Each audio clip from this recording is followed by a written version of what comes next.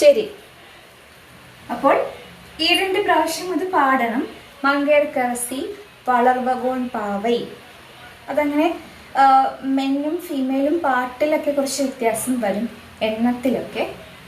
Main ഇത്രയേ ഉള്ളൂ പഠിക്കാൻ. പക്ഷെ എണ്ണം നമ്മൾ ആ പാട്ടോടുകൂടി ഡാൻസ് ചെയ്യുമ്പോൾ എണ്ണം മാറും.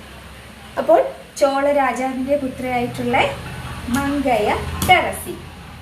നമ്മൾ ഫ്രണ്ടിലോട്ട് തന്നെ നടക്കുമ്പോൾ ജസ്റ്റ് ഇങ്ങനെ മങ്കയർക്കരസി വളർവകോൺ പാവൈ. അത്രയും. ഇനി വരിവളൈ കൈമട മാന്യം.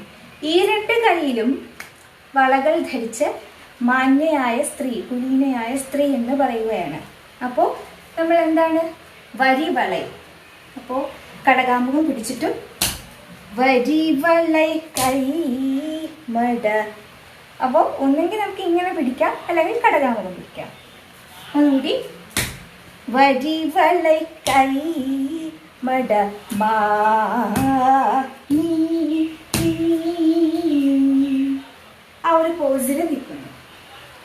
ഇതിങ്ങനെ ഈ 2 പ്രാവശ്യം പാടുന്നു. മങ്കയർക്കരസി എന്നുള്ള ഒരു നീട്ടത്തോടു കൂടി പാടുന്നു. അപ്പോൾ നന്നായി പ്രാക്ടീസ് ചെയ്യണം ഇത്രയും ഭാഗം.